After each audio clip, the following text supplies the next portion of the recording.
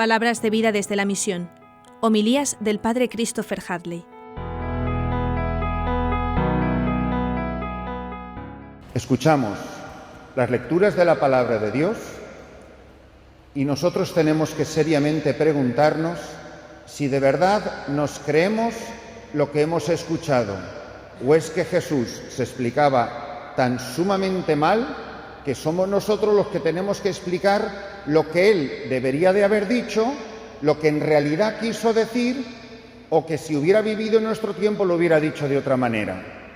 Pero la palabra de Dios es hoy, es ahora, es una palabra eficaz, es una palabra que no cambia y que ilumina las vidas, la existencia de todos los hombres y mujeres de todos los tiempos en la historia de la salvación. La palabra de Dios se proclama en la Iglesia para que mi vida se alimente, tu palabra me da vida, el pan de la palabra, para nutrir nuestra vida espiritual. La primera razón por la cual se proclama la palabra de Dios, el banquete de la palabra, Dios alimenta el alma, la fe, la vida de su pueblo en la primera parte de la celebración, en la proclamación de la palabra, para alimentarnos. La segunda razón por la cual se anuncia, se predica la palabra de Dios, es para que mi vida cambie. Es bastante frustrante para un sacerdote, primero en su propia vida y después en la vida de las gentes a las que pastorea, porque si un niño lo alimentas y lo alimentas y lo alimentas y el niño no crece, lo que tienes es no un niño, sino un enano. Una persona que se alimenta y no crece es un enano. Y si tenemos enanos, en vez de una parroquia, deberíamos de poner un circo. Si nosotros no estamos permitiendo que la palabra de Dios nos haga crecer en la estatura de Cristo Jesús, la palabra de Dios no nos hace cambiar, crecer es cambiar, la palabra de Dios no está produciendo fruto en mi vida. Y uno de los frutos es las palabras del profeta, las palabras del apóstol, las palabras del Evangelio. Las palabras del Evangelio, las palabras del apóstol las entendemos perfectamente, porque Dios quiere que todos los hombres se salven y lleguen al conocimiento de la verdad. Y sobre todo en este párrafo que hemos proclamado, de lo que nos habla abundantemente, es algo con lo que ninguno de los que estamos aquí tiene problema. Es la oración. Ahí sí que me siento yo a gusto. No voy a discutir yo que orar no sea importante. Y rezar, más o menos, mejor o peor, rezamos todos. El problema es que la oración tiene que ayudarme a que Dios me revele quién es Él, quién soy yo para Él y quién soy para los demás y quién son los demás para mí. Me revela la verdad de Dios y la verdad del hombre. Es ahí donde le conozco, ahí donde experimento su gracia, donde conozco su bondad. La palabra de Dios, que nos habla de la importancia de la oración, nos ayuda a descubrir que en el mundo en el que vivimos existen terribles injusticias y terribles desigualdades. Y la Iglesia tiene que estar, la Iglesia que somos todos, tiene que estar en la vanguardia de la obra de la justicia. Hay muchas cosas de las que nuestro Señor Jesucristo no habla en los Evangelios. Hay cosas de las que habla muy poquito, no porque son más o menos importantes, sino porque los Evangelios no son el catecismo de la Santa Iglesia Católica, son el fundamento del catecismo. Y sin embargo, hay muchos otros aspectos de los que Jesucristo continuamente está hablando y de las que hay tantas parábolas. Quizá os sorprenda que la parábola que más veces se repite en los Evangelios es la parábola del sembrador, que aparece 4 veces en los 3 Evangelios sinópticos y en San Lucas 2 veces. ¿Cómo será de importante esa parábola que aparece 2 veces en el mismo Evangelio? una palabra que tiene que producir fruto. Y una de las razones por las cuales la semilla no produce fruto es por el apego a las riquezas. Vamos a ver, en español, en castellano, ¿qué es lo que hay que explicar? ¿Qué es lo que hay que discernir? ¿Qué es lo que hay que aclarar cuando Jesús termina el Evangelio de hoy diciendo: no podéis servir a Dios y al dinero? ¿Cuál de esas 7 palabras necesitan aclaración? ¿La palabra podéis? ¿La palabra Dios? ¿O la palabra dinero?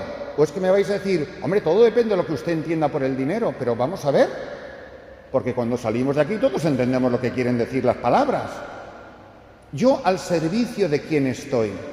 ¿Qué es lo más importante? ¿Qué es el centro de mi vida? Mirad, para que algo no sea verdad, un sacerdote puede estar aquí de pie y decir: esto no es verdad. Hay otras maneras de que un sacerdote diga que algo no es verdad, y es simplemente no decir nada. Y que pasa un año, y vosotros, las buenas gentes del pueblo de Dios, que venís fielmente a misa, pasa un año y a lo mejor nunca oís hablar del dinero, del peligro del dinero, de lo que habla la parábola del sembrador, las riquezas que ahogan la palabra, que la sofocan, que no la dejan echar raíces, que no crece, los afanes de esta vida, el apego al dinero, dice la parábola, matan la palabra de Dios. ¿Por qué no crezco yo en la vida espiritual? ¿Por qué la palabra de Dios no produce fruto en mi vida? ¿No será por el apego que tengo al dinero? Yo no sé cuántos ceros tienen vuestras cuentas del banco, y no es asunto mío, porque lo importante no es cuántos ceros tenga la cuenta del banco, sino el apego que tengo. Si estoy apegado, si estoy aferrado, si no comparto, si eso me da seguridad, si mi tranquilidad viene precisamente por el extracto del banco que me llega a final de mes, no es cuestión de ser muy rico. Todos conocemos a gente que es mucho más rica que nosotros.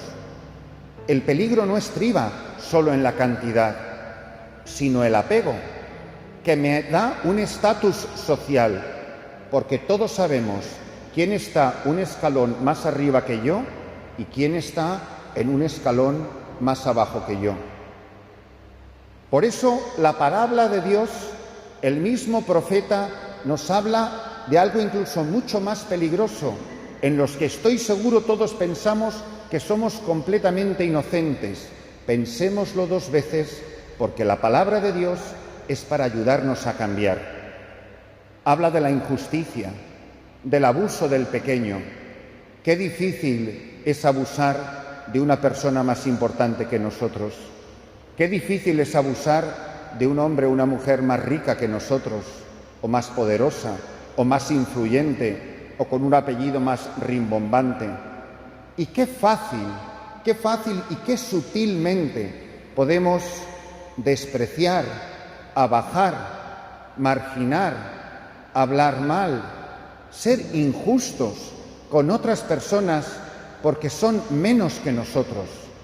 Miren, yo fui 10 años sacerdote en República Dominicana y en mi parroquia, además de dominicanos, tenía una gran cantidad de haitianos del país vecino, que es un poco más pobre que la República Dominicana y que, por tanto, como emigrantes, ¿qué palabra he dicho? ¿Os suena la palabra emigrantes? Ya empezamos a movernos. Que vienen a cortar la caña de azúcar en la República Dominicana. Yo mandaba un camión a buscar a estos haitianos a las plantaciones que eran parte del territorio de mi parroquia, para facilitarles el transporte de lugares dificilísimos por carriles de lodo y de barro. Enviaba un vehículo para que pudieran venir a misa, porque también ellos tenían derecho a los tesoros de la Iglesia, de la liturgia, de la palabra de Dios, de los sacramentos. Venían los pobres lo mejor que podían, de esos lugares infames, de esa miseria absurda, injusta, miserable. Todos eran empleados de una de las familias, si no la familia más rica de la República Dominicana. Y, por supuesto, muy católicos y muy amigos del señor obispo, del señor cardenal y del señor nuncio, que eran los únicos que bautizaban a sus hijos, porque aquí iba a ser un pobre párroco para bautizar al hijo de don fulano. Cuando esos haitianos entraban en la iglesia por la puerta principal y buscaban un sitio para sentarse en cualquiera de los bancos, los dominicanos se cambiaban de banco para no estar sentados al lado. Y luego iban a comulgar tan devotamente, como dice la segunda lectura, elevar plegarias a Dios.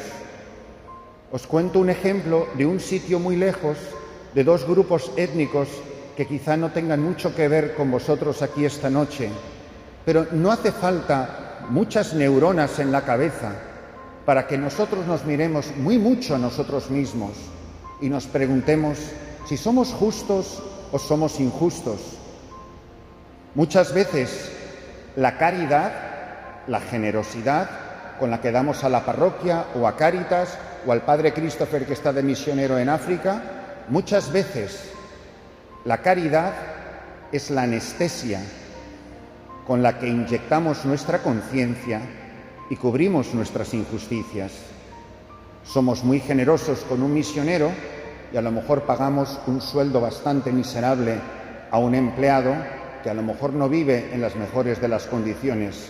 Obviamente no os conozco de nada, con lo cual no estoy hablando de nadie, pero cada uno tiene que permitir que esta palabra de Dios penetre en el corazón y en su vida, porque eso es materia de esa garita que es el confesionario.